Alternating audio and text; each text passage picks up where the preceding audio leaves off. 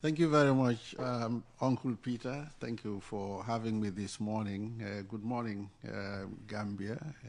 Thank you for having me. Fantastic. So it's a busy week for your ministry. All the headlines are being made by this circular migration to Spain. Give us the background in the first place. Thank you very much. We're all aware that recently many African countries and other countries in other parts of the world have been grappling with this surge in illegal migration to Europe in search of quote-unquote greener pastures. Mm-hmm. And just like a report that came out last week thereabout stated that Gambia lost 1,600 of our citizens trying to cross the oceans to reach Europe. Lost in what sense? That they died, or they just left the country? Died, according to this report. Oh, that's striking. The number that left the country could be far higher than that. Government found this a very difficult phenomenon to deal with. As a result, we joined what has become a trend globally, that we formalize migration in the sense that we support those who are committed to embark on it, mm-hmm. to ensure that we provide them legal pathways. And this conversation is what led to this. The Ministry of Foreign Affairs and ourselves, responsible for labor management, found it necessary to engage some of our partners, our bilateral partners, to find opportunities like this, which other countries have been doing for decades. India especially. India, Malaysia, Indonesia, but closer home. Kenya, Ghana, Uganda, Senegal, Nigeria, they're all over the place. Recently, Sierra Leone. So we also felt we should provide our citizens this kind of opportunity to be ferried across, but not only giving them the opportunity to be legally accepted in other countries, but provide them structures that could be resorted to in the event of abuse, which happens in this kind of engagements. So that was the reason we went into this. So we have signed 3-4 bilateral agreements. In fact, the one with UAE has not started operations, but Qatar, we realized, has an agreement with the Gambia. And some years ago, the government of the Gambia was even engaged in taking migrants to Qatar. So we engage in Qatar to see... Does the Qatar agreement precede the Barrow government? Yes, it does. Oh, okay. It does. That's why we had very little of it. Exactly. But we've just found the instruments, and the embassy in Qatar is engaging with the Qatari government to see where we can pick this up. But in addition to this, Peter, we also in touch with new host countries that have realized Gambia is now coming in. They've heard something about our character, our behavior, and all these things. There are some Gambians living in those countries like Portugal. Countries like Italy have just reached out to the Ministry of Foreign Affairs a couple of days ago. They also want to engage Gambia on similar lines. So we are open to all these opportunities, just ensuring that at the end of the day, Gambians that take on this journey have some life-changing opportunities to come back home and invest at home, support the progress that is being made by diasporans, and add to the remittances to this country, come in with new skills so that at home we are able to do a lot more for ourselves. A very positive view. I'm sure many Gambians would agree. But equally, you have people who are opposed to the idea. I'm sure you've had one or two people on this program criticize the move. Can you understand their reservations? Oh, yes, I do. The context is very important. If you are looking at this from the perspective that the government is exporting its labor, you can come from that angle and we can understand. But if you understand it from the context that we are trying to formalize something that actually will happen anyway, And in that sense, we believe giving them the legal pathway reduces the risk of losing lives, reduces the risk of being engaged in a battle with a situation without having recourse to any process that can redress whatever challenges you are facing in those homes. So this is the difference. I understand, but this is not government deliberately exporting her citizens to other countries because we want them to be enslaved, we want them to be abused. They will go anyways. They will. Yeah, somebody talked to me about 10,000 forms being given out by the Labor Department just in a week. It will be more than that. But for me, that is now progressive, that these 10,000 people are not scrambling on boats to go to Spain. They are scrambling for forms to be legally ferried to a safe destination. I think that is positive. That's a positive first step. And when you talk about these situations, I suppose from a government point of view, that would be the pull factor. Yes. And from critics, it would be the push factor, and which all comes down to employment, or others would say unemployment. If youths had the requisite employment rate, do you think they would be living in the numbers they are? You see, again, that requires contextualization. Last week or the week before, His Excellency the President went to the university campus in Faraba. It's amazing, Peter, that out of 400 workers, and, you know, I'm sure my brother and friend, Prof, will confirm this to you, we are made to understand that more than 80% of the labor being provided in the construction at the university is from the sub-region. So those thousands of brothers and sisters looking for forms could have been in Faraba building the structures for our new university. You see, this is a global phenomenon. I'm just coming from Saudi Arabia last week, where we had a global, labor market conference, and people from all over the world were there talking about labor migration in the 21st century. It's just strange that most of the time what we reject at home is what we are proud to do outside our country. Those building our university in Faraba are from Sierra Leone, Liberia, Nigeria, Ghana, Senegal. When we have Gambians here who have similar, skills or are unskilled, but are capable of providing the same labor and getting paid. But because this is Gambia, they are Gambians, they would not be comfortable maybe going there and doing the cement work, but that is what we as a country are working on. And that's why Prof and the Ministry of Higher Education is so focused on skills development.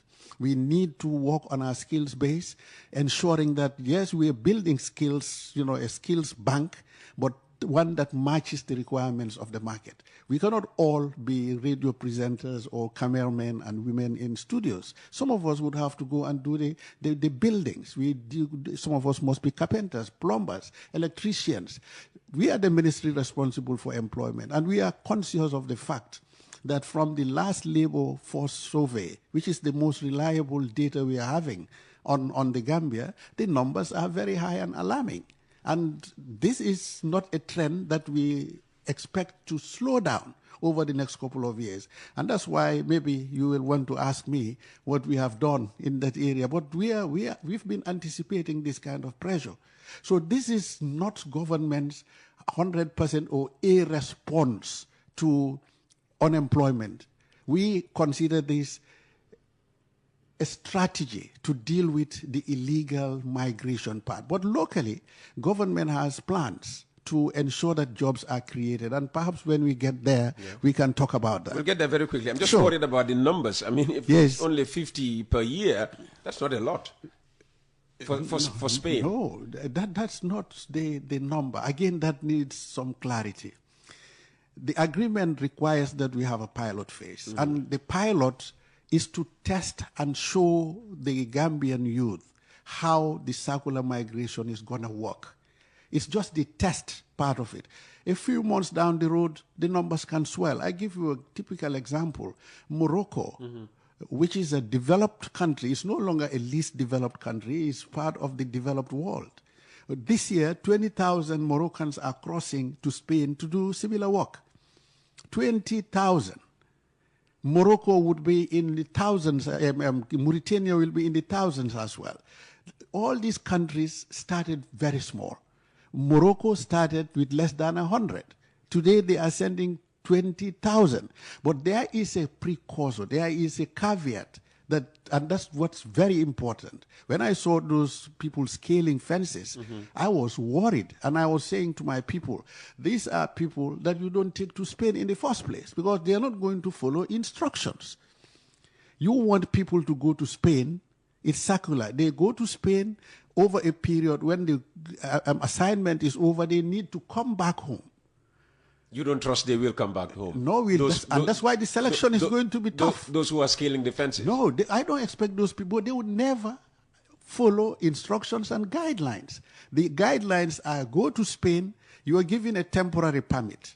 You will be in Spain for a period of 6 to 9 months, depending on the length of the season, the harvesting season. Once it is over, you are expected to return to your country, report to the Ministry of Trade, report to the Spanish consulate. Your information is inputted back into the system that you have returned to your country. You have 3, 4, 5 months back home doing something useful, and we hope the next season you are invited to go back. 4 years down the road, you are given permanent residency in Spain, meaning after your seasonal work, you can opt to remain in Spain anywhere. Whenever you are required, you are invited back to the fields to work. So this is the program. But 4 years requires patience. Those scaling the fence, we are not patient. So the screening, and that's why this pre-selection campaign has started now. They'll be traveling, the first cohort will be traveling in April. We hope before then we would have established a database of all those that are interested. We'll do our selection. There is a process of selection culminating in if it is 50. And I'm saying this because the 50 is a proposition from them. Okay. That we can start with 50. We can end up starting with more than 50. This is the way diplomatic channels work. They have suggested this. The discussion between them and the government is ongoing. It can end up being more than 50. And that's what we'll prefer. But it has to be a controlled number for a start. Then we go to Spain, do what we've got to do, demonstrate that we are credible people, we are sincere people, we are clean people, hardworking people. We create a reputation for Gambia. You see, we have a great advantage as a country due to our proximity to Spain. They were bringing South Americans to Spain a lot to do this work. Comparatively, Gambia is 3 hours and a half to Barcelona, and that's where this work is taking place. Coming to Gambia and picking workers is far cheaper than having to go to South America. Our height as Gambians, physically, because there's nothing to hide about this. We are going into the farms to do harvesting.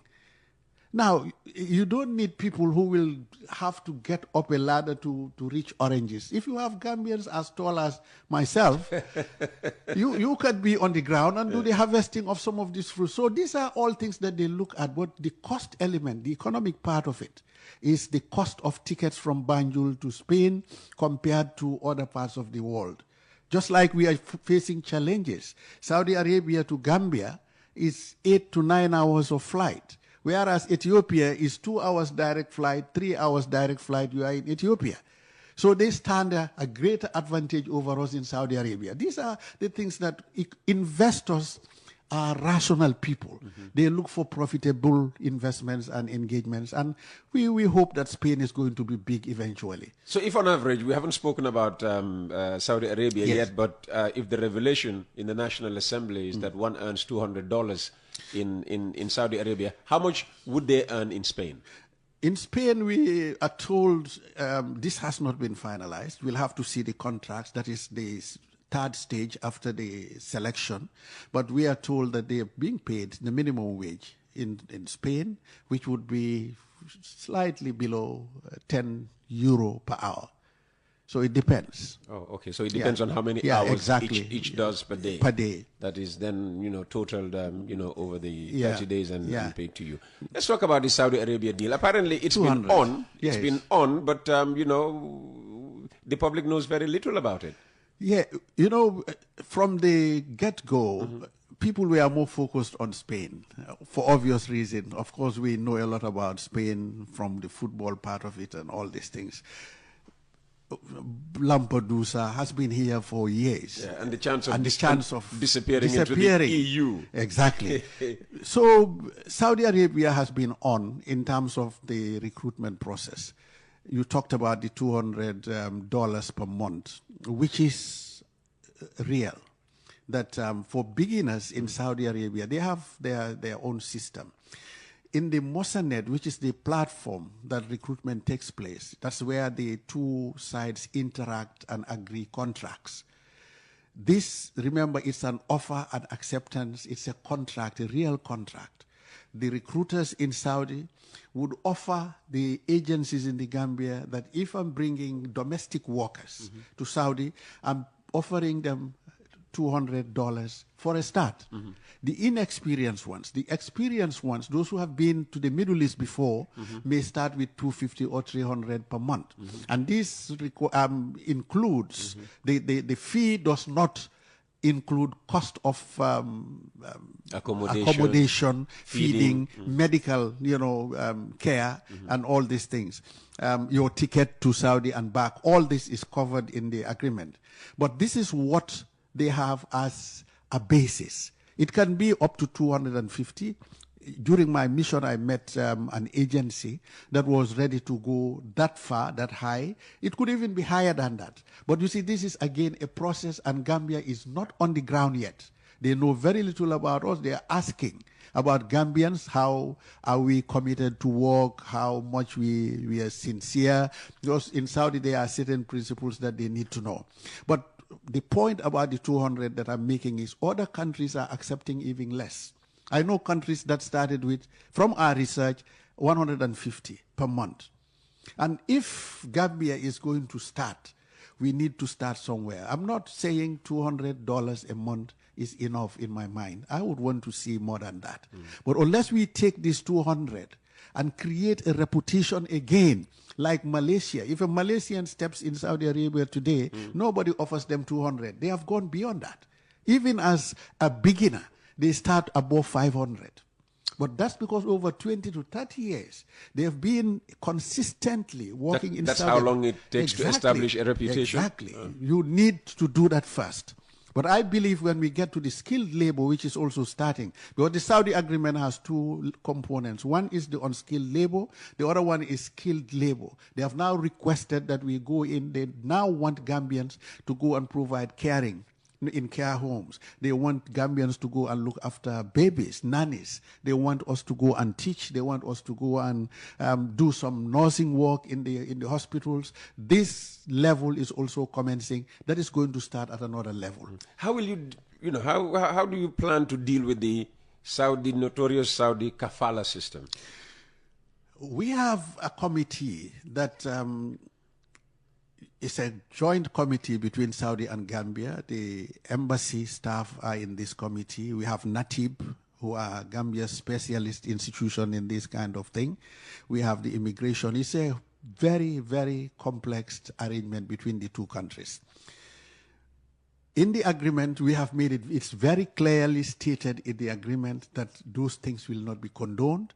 And agencies that give workers to, hosts that play whatever games they play around this abuse of, human rights and all this, anyone who violates the rights of our workers will be delisted from the Mosinat, meaning they will not be able to recruit people from any part of the world anymore. This is agreed, it is clear. To say it will not kick in once in a while, I will not sit here and guarantee that. And when it does? When it does, we have a structure to seek redress, and that is why this is different from those that go clandestinely. People would say, you are Saudi and Gambia, you're dealing, but not as equal partners. Saudi would always have its way over the Gambia. Some people will say that, and they have a reason for saying that, because in terms of economic might, we are not in the same league. We understand that. But when it comes to diplomacy, countries are playing as equal partners. They have a right under the ILO conventions. We have a right under the ILO conventions to call them.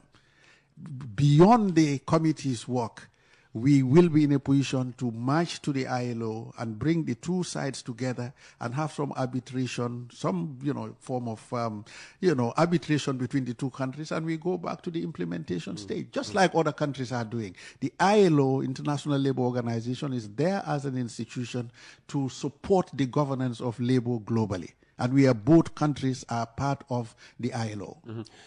So finally, when the numbers come out and you're being held to account against the 150,000 jobs over 5 years that the government has promised, will these bilateral agreements, the people who benefit from this, also be counted? No, that's not our strategy. In the country, we've talked about this several times that. We expect a lot more between the private sector and the government in terms of employment creation. But at the government level, we have two very important programs that are, in our views, the answer to the 150,000 jobs. I'm very confident that we will deliver on this. And I'm on air to say, with the introduction of the special economic zones, which is the first time Gambia is going to have a special economic zone. This is going to be held, it's going to be located in Jarasoma, the Jarasoma end, on the Trans-Gambia Trade Corridor. We are hoping it will start, the implementation will start this year. We are heading to India. The consultants that did the feasibility study are Indian-based, and they have invited us to go and see the implementation of a special economic zone in Chennai. We are heading out there next week, a 15-man delegation from all stakeholder institutions to see how this will have an economic impact on the Gambia's development. That particular project alone, when fully implemented, should create 100,000 jobs minimum. Wow. 100,000 jobs. In addition to this, these boys and girls that are eager to go to Spain, Portugal, and other places under the bilateral labor agreement, we are working on a program, and our partners are with us in this, that's going to replicate what farms you are having in Spain in this country. If this goes through, it means in future you don't even need to scale a fence. We'll be doing our selections from local farms that are coordinated by the Ministry of Agriculture in conjunction with the Ministry of Trade. We go to those farms, select our farmers, go to Spain. When the time ends, they are supposed to come back. They come back and go to farms in this country where they go and deal with vegetables, poultry production, animal husbandry, fisheries, aquaculture, so that at home, jobs will be created. So with these two programs, Uncle Peter, 150,000 jobs will be an understatement. But that would not even account for what the private sector is doing in terms of job creation. We have been very vibrant in formalization strategies to ensure that most of these workshops that are having apprentice systems graduate those apprentices with skills, and the professor and the Ministry of Higher Education will provide them certification that will be accredited by NACA so that they can now go into the world of work skilled and considered skilled workers. All this will bring in transformation that will ensure that the 150,000 job is doable, it's realizable, and we are confident we're going to hit it. You need more than 30 minutes, and which we don't have. So I'll end with a question from the audience. Good morning, Uncle Peter. Good morning, Honorable Minister. While the agreement with Spain offers new pathways for employment, its success in enhancing local opportunities in the Gambia will largely depend on how it is managed, the integrity of the process, and the government's commitment to using this as a springboard for broader employment strategies. Sir, how do you plan to adequately address the risk of corruption, including fraudulent agencies and bureaucratic corruption? Thank you very much. In fact, that's why in the first place when I came in, I ensured that the Labour Act we were reviewing in 2023 made adequate provisions for licensing of agencies. At the moment, anybody who runs an agency in this country without a license that bears my signature is an illegal agency. So now it is a requirement, it's incumbent upon all agencies to be registered with the Directorate of Labor, issued with a license, and that license comes with conditionalities.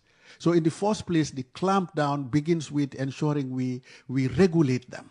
So this regulation is the first tool that we have in place. I'm currently working on regulation, which is a further interpretation and, you know, a more detailed form of the instrument that will provide adequate stop valves and stop guards to ensure that even when abuse takes place within the ecosystem, we are able to track them, and the law will take its course. Somebody wants to know, and I'll make this definitely the last question.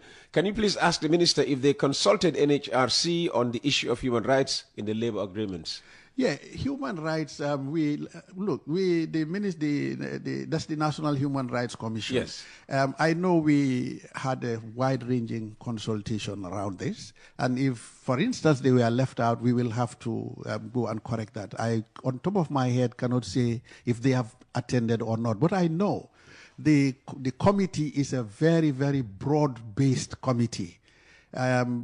Let me just, for that texter, verify that, and we'll be happy to come back here and give you the information. Yeah, because, I mean, maybe Spain not so much, but the Saudi deal worries a lot of Gambians. I know. And there's the UAE still to come. And you tell us now that Qatar has actually been going on for a while. Yes. Although nobody ever spoke about it in the past. Exactly. Which is why, I keep saying I love the new Gambia as far as, information sharing is concerned. Sure. Babucarr, thanks for coming. Thank you, People Peter. will never understand why I call you Babucarr. It's been Babucarr from day one. Tell them I'm your raka, and thank you. And I can use this opportunity to say good morning to my Koro Kuku. I'm sure he's listening. He is listening. That was the Honorable Minister of Trade, Industry, Regional Integration and Employment,